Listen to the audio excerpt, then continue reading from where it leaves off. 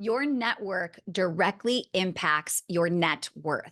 So getting around high level entrepreneurs is critical. Getting around people that are bigger than you, they're more experienced than you. They've just been doing it and they've had the mistakes, right? They've made the mistakes. They've had the success. They can just fast track you. Don't do this. Make sure you do this. Here's what I learned, right? So my belief starts to increase when I'm in the room with bigger people that like playing a bigger game, right? So we have a mastermind inside of Well-Oiled Operations that is only for 7 and 8 figure business owners. I mean, that alone right there increases your belief. But I bring in other powerhouse business owners that are inspirational to that room. So we've had people in here, sell businesses for tens of millions, hundreds of millions.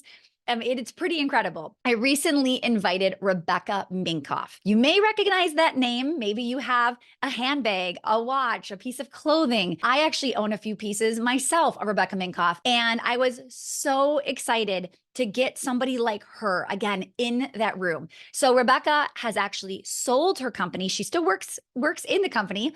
You might actually get to hear part of that story in just a minute here, but she still works in the company, but she sold it. And it is publicly written and shared. She can't share the exact number, but it does estimate that the sale was between 13 and 19 million dollars. Okay.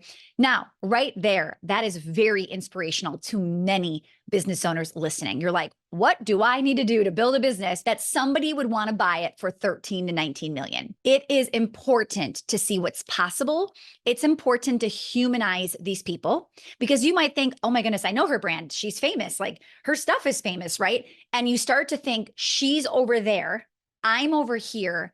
And it's just her reality is never going to be my reality. When you start to hang around these people, you're like, wow, she kind of sounds like me. And her story is very similar. And that's kind of how I did it. And I've made that mistake. And all of a sudden you're like, man, if she can do that, why can't I do that? Right. So it increases your belief. So I'm getting to share a little preview, a little portion of our interview we did inside of Powerhouse.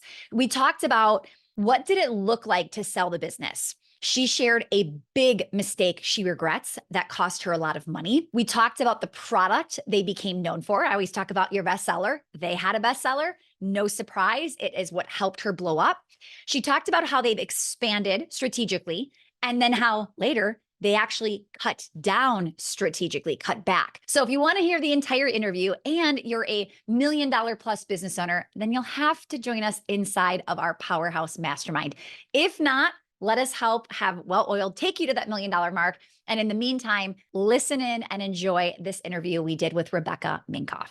What are some things that you maybe would have done differently when you first started? Like looking back now that you know much more with experience and things like that. Are there any big mistakes that you're like, man, I wish I would have known this, or I wish I would tell myself this if I could go back? I would just say that looking back, there was many different business trends that we've seen happen. When we were really growing the business, the common sentiment, again, we wanted to sell the business. We were seeing these businesses grow really fast and sell for a lot of money. And the sentiment was top line.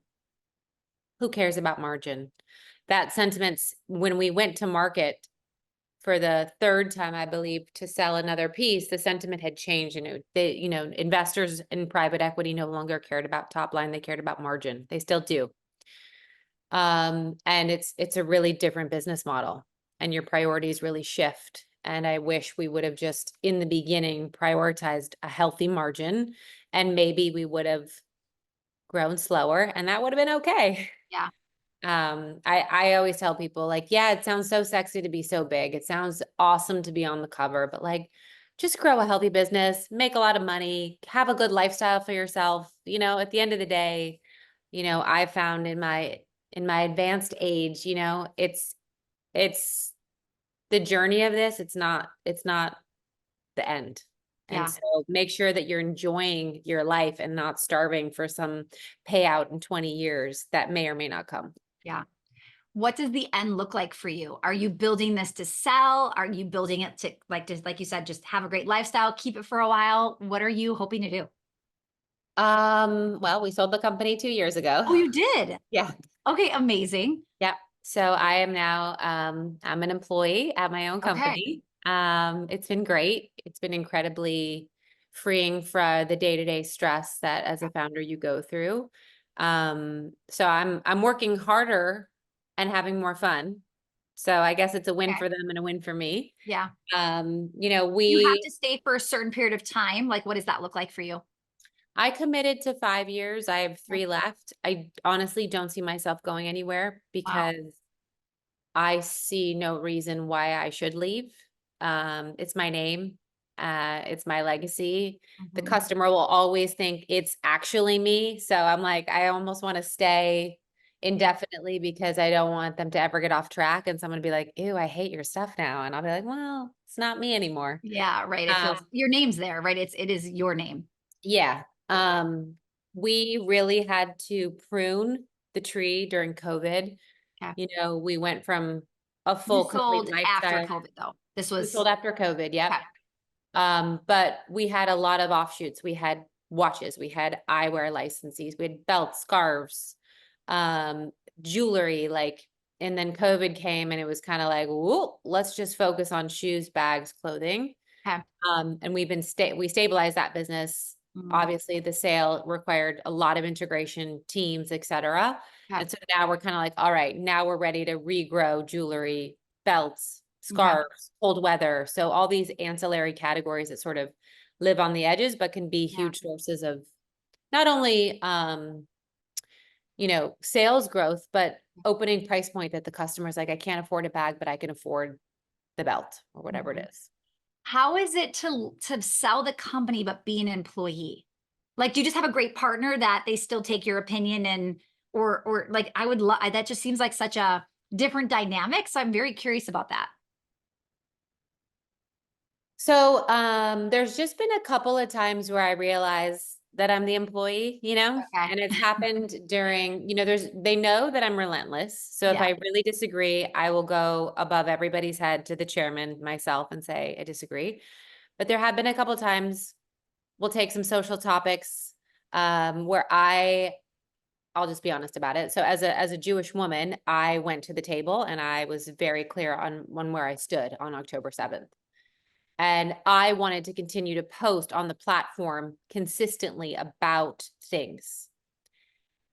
They were like, all right, you got to stop. You like you have to stop. And I disagreed and I lost that battle. And so now I just post a lot on my personal about it, Yeah. So that was Okay. something that at the end of the day, I was like, you know what, I could put all my energy into this, but Yeah. it's a battle I'm gonna lose. Or there was a time where they began to work on a diffusion line, which I'm all for. But how I found out about it was they invited me to a meeting to review samples. And I was like, you guys, you realize I'm like one flight up, right? You could have like involved me in the design process. Right. And they're like, we have all these pictures of you. We think you look great. And I'm like, that's no. So it was Yeah. like that point where I was like, oh, not my company. Okay, right, right, Yeah. right. I got to wrap my head around it. So those were kind of like two examples, personal, professional, where I was like, Yeah. this is no longer truly mine. But I, have to put my fight in other things and say, okay, great. How can I make that new diffusion line the best it can be? Because that benefits everybody. Yeah. Okay, I love it. Um, Shannon wants to know who or what position did you hire in the beginning that you wish you would have hired sooner and why? Quality control. We went through a pretty epic, I even got a nickname, Rebecca Minkoff. If you read my book, I'll tell you the whole Okay. story, where we didn't have quality control. The factory on the first production run overseas used Kate Spade hardware and Rebecca Minkoff hardware in my bags. And we shipped it to Saks Fifth Avenue, Neiman Marcus. So that was a moment where we said, okay, this is why people have quality control. We can't just rely on the factory to be taking a look at things on the way out. Yeah. It's so important. It's your reputation. And like you mentioned. Okay, I love it. Roxanne wants to know, how have you used the book specifically for marketing or promotional avenues? How have I used the book for promotional avenues? Like, did it help the business? Maybe she's thinking, should I be writing a book for my business? Is it something that has helped you? How have you used it to your advantage? I guess some of it's intangible. I have no idea if it helped the business, but Yeah. it does establish you as a thought leader in your arena. And it establishes this just more trust and connection to your customer. On the speaking engagement side, which I was already doing, it doubled my speaker fee almost overnight. Wow. And so that was like a great value. And it's just it's another vehicle through which you just gain more loyalty, I think. But don't write a book just to write a book. If you have a story to tell, it's an incredibly long, complicated activity. And it's not like, oh, I wrote a book and now because I'm on the New York Times bestseller list, I'm a millionaire. Yeah. There are people that make their livings as authors for a reason, and that's all they do. And it was a huge time commitment. It was a huge focus of mine, almost a full-time focus, the 6 months leading up to launch. Mm. And you should know that before you commit to it. Yeah. So good. Did you, as you were deciding, okay, I might want to sell, what are some things you did to get the business sellable and to get it attractive enough for somebody to want to? I mean, a lot of times people will say, well, my name's on the door. Everybody wants me. I could never sell my business. And here you are, Rebecca Minkoff, right? Saying, I don't own the company anymore. So I'm curious, like, what did you do to get it sellable? Are you a business owner that's looking to not just increase their revenue, but actually have it positively impact your profit without you working more? Because let's be honest, there isn't any more time in the day. If so, I want to invite you to my free training called Protect Your Profit. I'm going to be breaking down our 3-part well-oiled operations framework. We're going to be going over the plan, the people, and the process. This training is completely free. We've already had over 100,000 small business owners join us, as this is one of our most popular trainings and you're in luck because we've got another one coming up very soon and it will be live. The strategy I'll share in this training is how we landed on the Inc. 5000 fastest growing companies in America list the last 2 years in a row. And I'll show you how to create a winning team of revenue generators, people that actually make you money, not cost you money, even if you don't think you can afford it. Go to welloiledclass.com and get registered for free. You'll walk away from this session with strategies you can actually implement and apply immediately, as well as I'll be gifting my 16-page hiring handbook, how to recruit, hire, and train top-tier talent. So come hang out with me and a few other 100 small business owners who are all looking to scale their business while scaling back their time. So get signed up for free at welloiledclass.com or click the link in the show notes, and I will see you there. So we sold the business in small chunks. So we sold the first chunk in 2012, then 2013, then 2017, where the 2 prior private equities exited and a family office took over their shares. Okay. And then this final exit. So the answer is nuanced. The first company that did it was really, did a deep dive. They did a lot of social listening. They do your NPS score. They decide what the world and, how much awareness of the brand is out there. And then they're looking at your book. So you profitable, you're not. At that time, they did not care if we were profitable at that moment. They just cared about growth. So, the family office came in to take them all out because both of them had termination agreements where, they wanted to sell the whole thing in 7 years, but we didn't want to sell yet. So we got their shares sold to someone else. So there was different considerations around that. Yeah. The family office did not have a timeline around exit. They were in for the long haul. If we want to do this for 20 years, he was down for the cause. But when we did sell the whole thing, it was when we finally realized that we needed more muscle. We needed a globally sourceable company that could help us because we were starting to encounter, this was the beginning of supply chain issues. And we were encountering them in such a way that it would potentially put us out of business if we didn't figure out that. So we were able to do a sale to a company who has a Hong Kong office, who has the ability to source anything from everywhere and has the muscle and the largeness of just being a way bigger company to help us in, when things do get tough. Yeah, makes sense. As far as your day-to-day right now, where is your time mostly spent? I know you said you have a group for founders as well. So like, where do you put your time and energy and focus? So my female founder collective, I do have a co-founder who's also the CEO. So I would say there's 5 to 10 hours a week of my time on that, where we're ideating the next event, retreat, you know, membership, whatever it is we're working on. The day to day is not, I'm not worrying about at the moment. I directly oversee social, PR, and top of funnel marketing for the brand. And so I would say most of my time is spent, overseeing those areas, and then design, where the design team no longer reports to me. They report to our CEO because she is a merchant. And if you're in fashion, these people can make the brand. Hmm. And so she's able to coordinate, the business sales needs, and I will come in with my artistic vision, whatever, and then she runs with it and commercializes it so Yeah, that we go to market with things that actually people want to buy. amazing. Ellen wants to know, how did you get into the speaking arena for female entrepreneurs? She would like to get in that space as well, but she's not sure where to start. I'm not sure where you are, but I was in New York and I was getting asked to speak on tons and tons of panels, especially around Women's History Month. We got a lot of speaking opportunities because of our brand being very innovative on the tech front. Hmm. And I would say for the first 2 years, every speaking gig I didn't even think that you could get paid for this. Yeah. Um, I just did it. But I used that time to get good enough so that when I did start to say, will I charge for this, that they could see the breadth of engagements I spoke at, and that I could actually do it and not, freeze. And so there's a couple of agencies, CAA is an agency, United Talent has a speaker bureau. There's Leading Authorities is another one. But I would say just amass, give yourself a year, 15 months to really hone in on, are you a keynoter? Are you a firesider? Do you like a panel?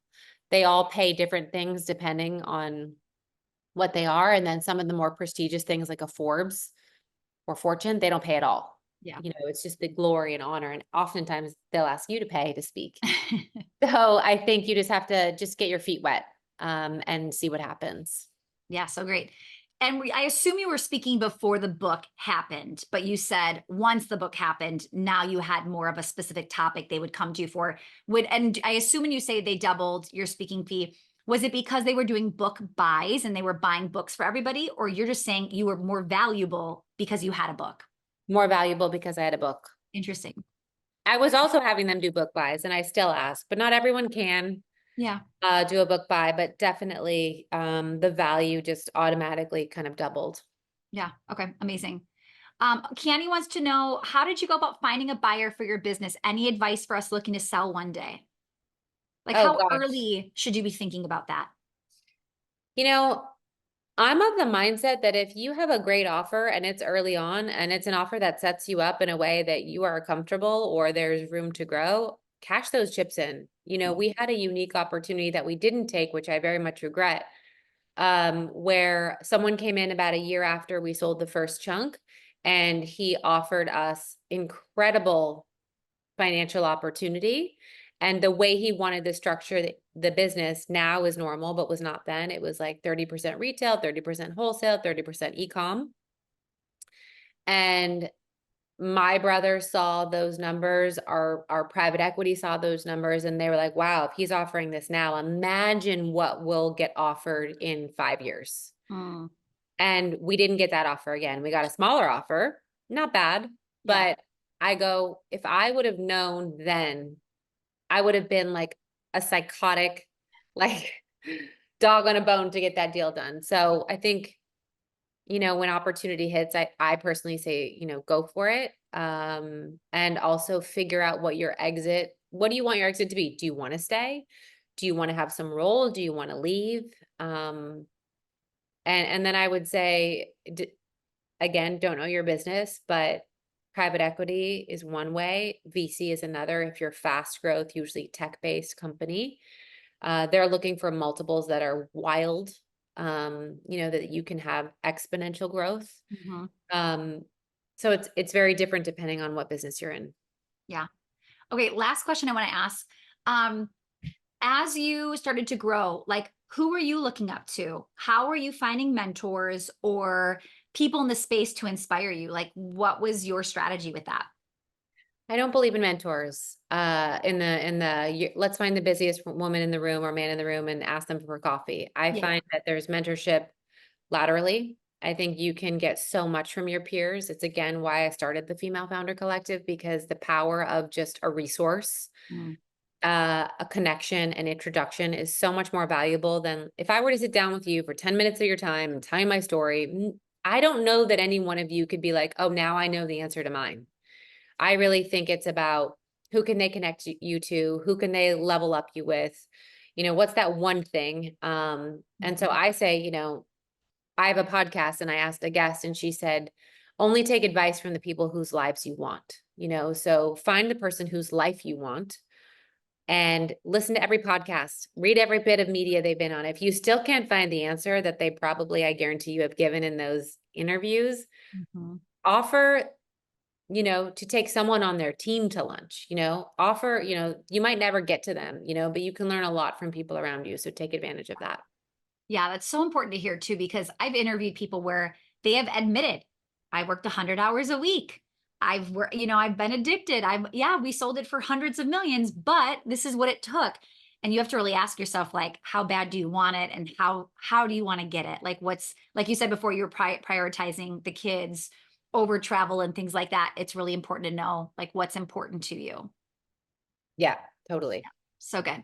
Rebecca, thank you so much for your time. We You're appreciate you welcome. being here today. You Yeah. guys, if you want to go check out Rebecca's book, is called Fearless. Rebecca, where can they find you on social? They can find me at Rebecca Minkoff or at Becky Minkoff for a more personal side of things. And my book is on Amazon, Kindle, Audible. Just look it up. Amazing. All right, Rebecca, thank you so much for your time.